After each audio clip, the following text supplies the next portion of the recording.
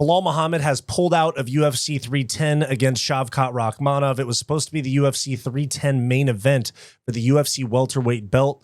That is no longer happening. Belal Muhammad has an infection in his foot. As you can see right here from his Twitter, this says, caught a bone infection in my foot, had to put a PICC line in my arm for IV antibiotics the next 6 weeks with no physical activity. Allah's plan is the best plan.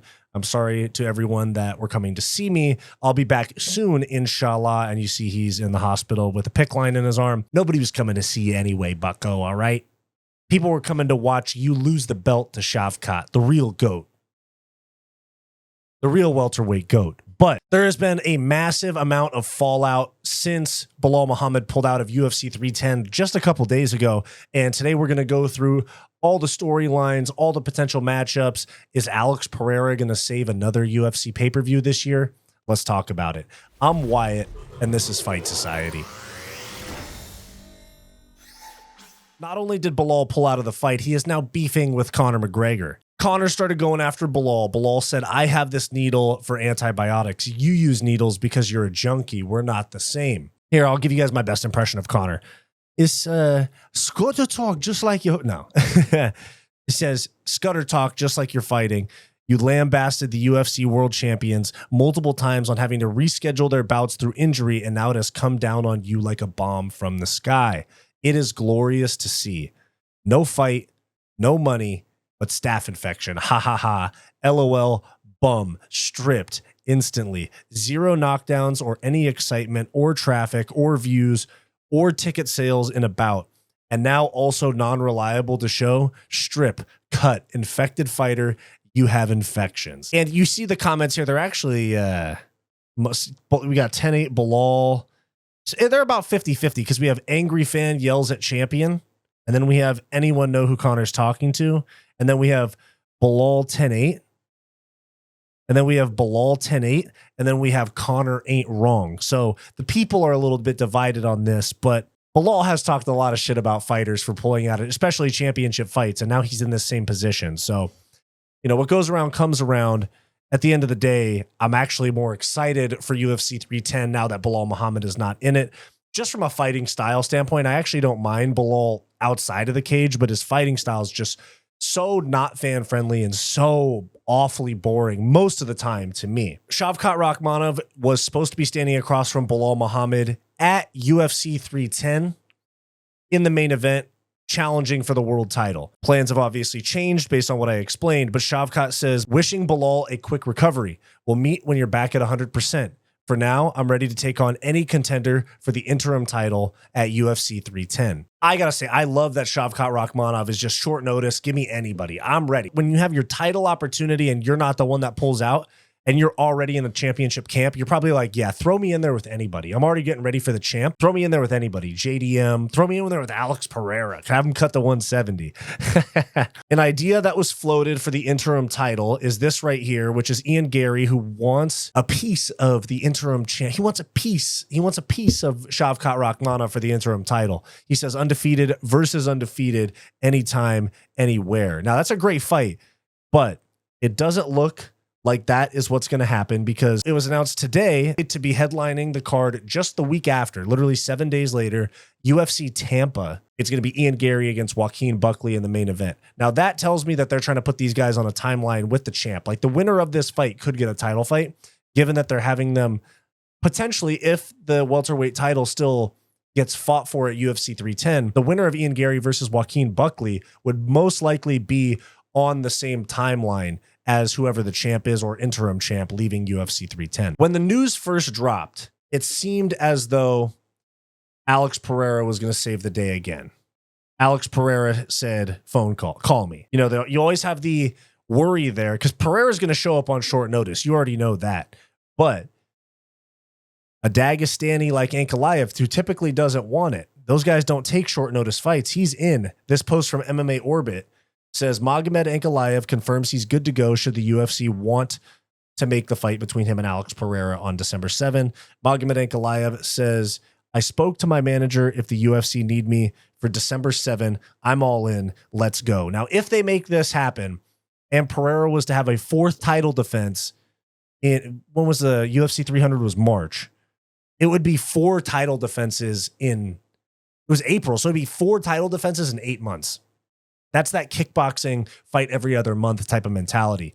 And if Alex was to pull this off, he's definitely fighter of the year, because people are talking about the value of his wins this year compared to Ilia Topuria KOing Max Holloway and Alexander Volkanovski in the same year. So there is still some debate for fighter of the year, whereas before Ilia knocked out Max Holloway at 308, it was pretty much a lock that Pereira was going to win fighter of the year. But now with these 2 knockouts of Volk and Holloway that Ilia's had last year, there's a lot of people leaning Topuria for fighter of the year, even though I still think I lean towards Pereira. If Pereira was to win this fight, if this fight was to come together and Pereira was to win, there's no debate. 4 title defenses in 8 months, that's fighter of the year, regardless of if they're against 8th ranked Khalil Roundtree or GOAT of the division like Max Holloway, you know? Everybody got excited for this fight, but MMA Fighting dropped this on us today, about 5-6 hours ago. Alex Pereira versus Magomed Ankalaev is not an option for new UFC 310. Alex Pereira won't save another UFC, and this is per MMA Fighting.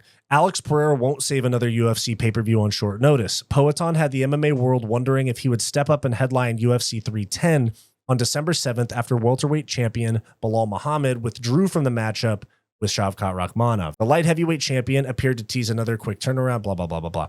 But MMA Fighting has learned that the fight is not being discussed for the card. Poetan fought 3 times in 2024. We know all that. 2 of those on short notice, and competing on just over a month's notice yet again has been ruled out. So we will not see Alex Pereira save the day with another UFC pay-per-view that fell through. And it definitely seems like that's the case because Pereira is in Mexico chilling.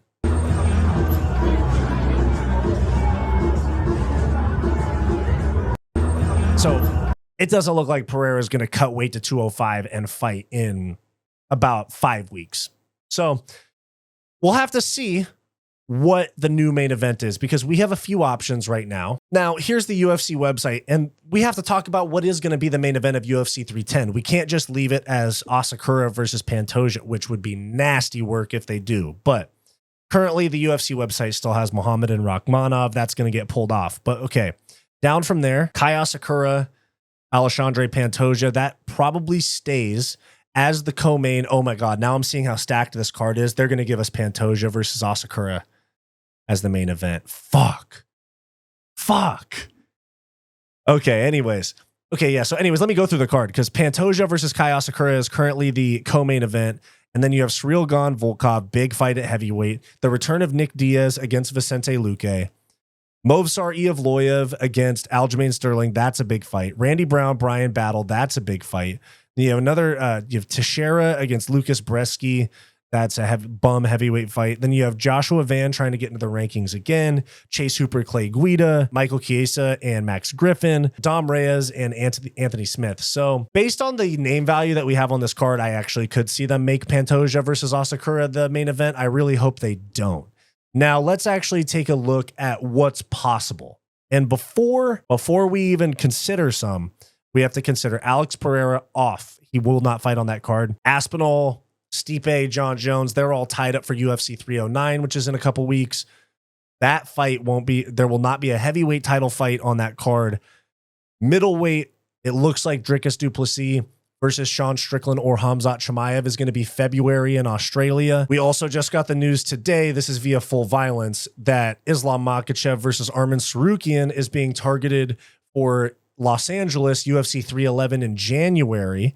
And this is looking to be targeted for the Intuit Dome, which is the Clippers' new arena in Los Angeles. So that's looking like it could be the main event for UFC 311 in Los Angeles. Makes sense with Islam Makhachev spending time in San Jose at AKA, and Arman Tsarukyan also spends a lot of time in California as well. Heavyweight off the table, that's UFC 309. Light heavyweight, Alex Pereira off the table. Middleweight, that's going to be in February, most likely, off the table. 170, that's the one that we're talking about for this event. Maybe they do Kamaru Usman. Maybe they do JDM. That's what I think they should probably do. That's probably the most fun fight that makes the most sense at welterweight is Shavkat Rakhmonov versus Jack Della Maddalena for the interim title. Well, and there's also not a whole lot of other options because this is 170. We already went through the heavier weight classes. 155, January. 145 is Ilia Topuria. Just fought And the next big fight at featherweight is probably going to be Volk versus Diego Lopez at UFC 312 in February. Probably a co-main event to DDP versus either Strickland or Chimaev. And then 35, Merab's not ready.